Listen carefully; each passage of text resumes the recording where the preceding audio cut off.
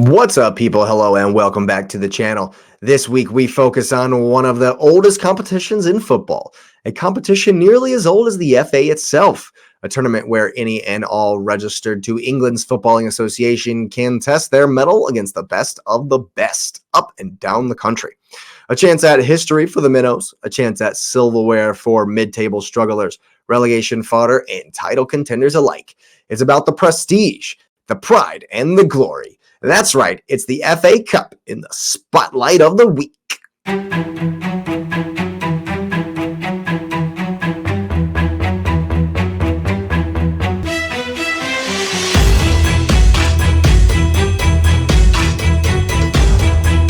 It was July of 1871, and the Footballing Association was in its infancy.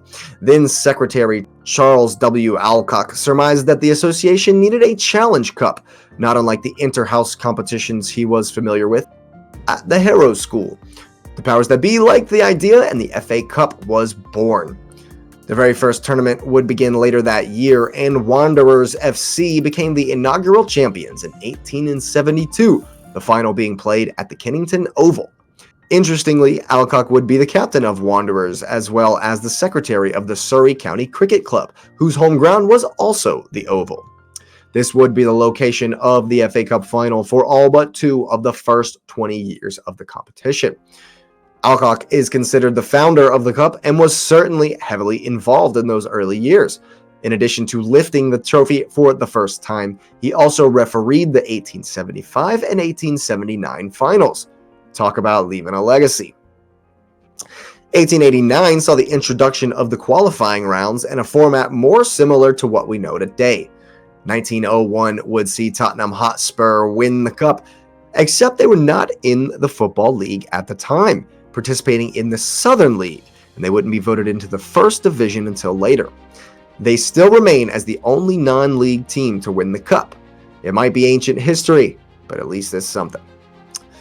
1915 saw an interesting final take place during the First World War. It would be dubbed the Khaki Cup Final, owing to the large military presence at the match, all wearing khaki-colored uniforms. Sheffield United smoked Chelsea 3-0. But concerns about football during a war caused the competition to be suspended until the conflict ended. 8 years on, and the final would find a new home. The 1923 FA Cup final was the first to be played at Wembley Stadium. It was then known as the Empire Stadium. Capacity, 127,000. Rumor has it, however, nearly 200,000 fans piled on top of one another that day in 1923, and inevitably they would spill out onto the pitch. This final would be dubbed the White Horse Final because the swashbuckling figure, mounted policeman George Scory, commanded the scene, directing the fans back from the field so Bolton could defeat West Ham 2-0. This was also the inception of singing the hymn Abide With Me before the match. Apparently, the event choir started singing this during the mayhem on the pitch. The West Ham fans were said to be singing along, and a tradition was born. It wouldn't actually become standard until 1927, but the idea was made that day in 1923. Another memorable final would come along 30 years later when 38-year-old Stanley Matthews stole the show for Blackpool. Down 3-1 with 20 minutes to go, reduced to 9 men due to injury. This, of course, being before substitutions were allowed. Matthews would put it across for Stan Mortensen to bag the second of his 3 goals that night. A free kick with 5 minutes to go, sealing Mortensen's hat trick and making him the only player to score one in a final at the Wembley Stadium. With Bolton reeling, the 1-2 punch landed and a dagger blow of a goal right off the back of the free kick, again assisted by Mr. Matthews, won the game and the trophy for Blackpool. It wouldn't be until 1967 that the cup allowed substitutions, and in the 1970 final, it would go to a replay for the very first time. It was also the first year that they would do a third place game, but this tradition only lasted 4 years and the practice was disbanded. In 1972, the 100th anniversary came along, and the next year was actually the 50th final to be played at Wembley Stadium. However, it wasn't actually the 100th tournament, as both world wars halted the competition.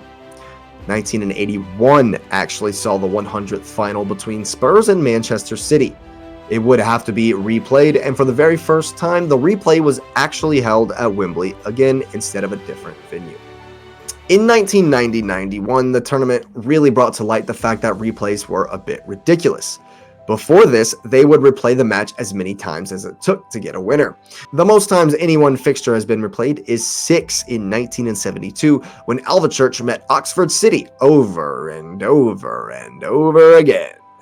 They would do replays of the semi-final after extra time for a while, however, despite penalties being introduced in 1991. 1993 would see the last final to be replayed, and it was also coincidentally the first time a team won the FA Cup and the League Cup double. It was the Arsenal, of course, and they defeated Sheffield Wednesday in both finals, this being the first time that ever happened as well. Wembley was redeveloped in the early 2000s, meaning that the Millennium Stadium would be home to the final from 2001 to 2006. And it would be during this period the FA decided that the semifinals would be held at the new Wembley when it opened in 2008. Now, there have actually been 5 different trophies over the years with 2 different designs being used. The Little Tin Idol was the name of the first cup, made by Martin Hall & Co., and it stood about 18 inches high. It was used until Aston Villa won the cup in 1895. They would decide to display it in a shop in Birmingham, where it was subsequently stolen, and the case would remain a complete mystery for 60 years until a career criminal by the name of Harry James Burge confessed to the crime. He claimed that the cup was melted down for the silver, but there were many discrepancies with his story, including the fact that he had done prison time for 42 different charges, none of which involved melting silver to sell for the pieces. Aston Villa, of course, were charged with making a new trophy, and they had an exact replica of the Little Tin Idol made, and it would be used until 1909. Manchester United made their own replica that year, and it made the FA realize that they didn't actually own the copyright to the design.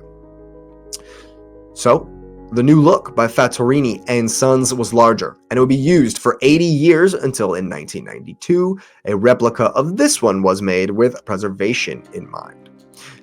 It would in turn be replaced by another replica after just 20 years, owing to the dramatically increased use as parades and tours and the like became more and more popular. The 2014 trophy is heavier and sturdier so as to withstand all of the extra activity. Alright, we've come to the fun facts, the statistics part of the video. And of course, the team who has won the cup more than any other is the Arsenal, with 14 triumphs, the last being in 2020. The Gunners are also tied for most appearances in a final with Manchester United on 21, and they have not lost a final they've been in since 2001. Only twice has a team won 3 times in a row, that being Wanderers and Blackburn Rovers in the 19th century. Conversely, only one team has lost 3 finals in a row, and it was a rather recent run for the Chelsea Blues from 2020 to 2022. Wanderers FC actually never lost a final, and 4 teams have been to a final twice without winning.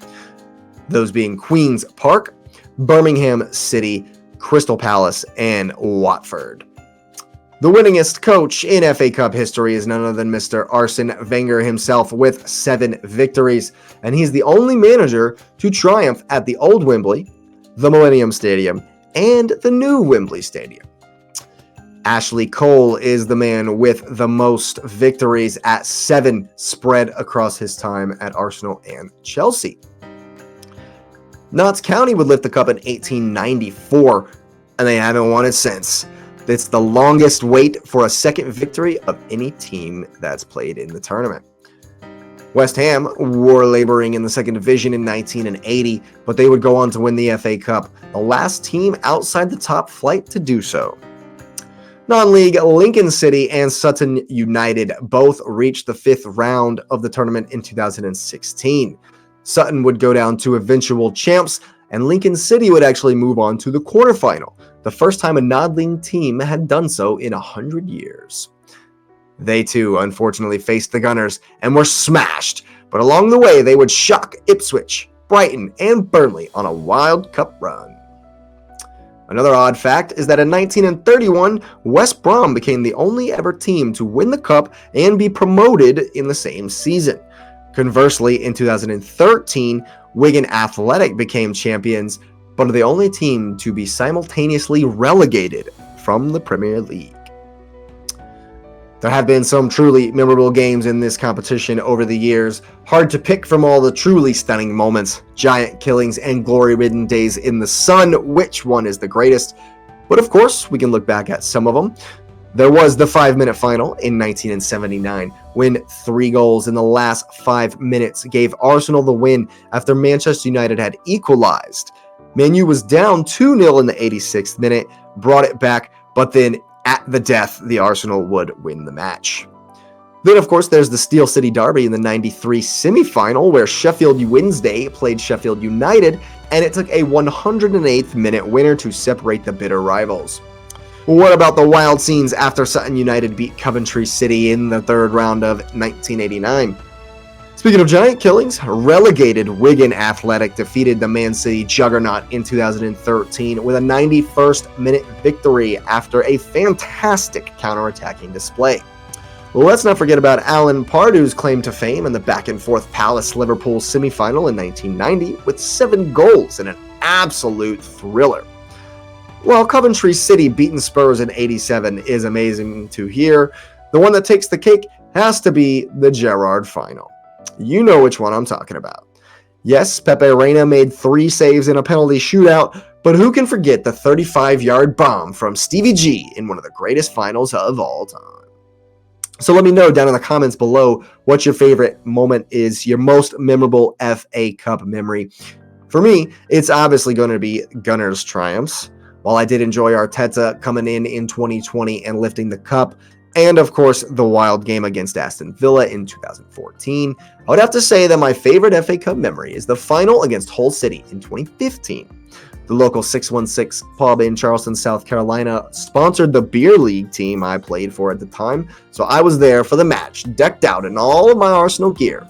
I even had a throw blanket tied around my neck like a cape.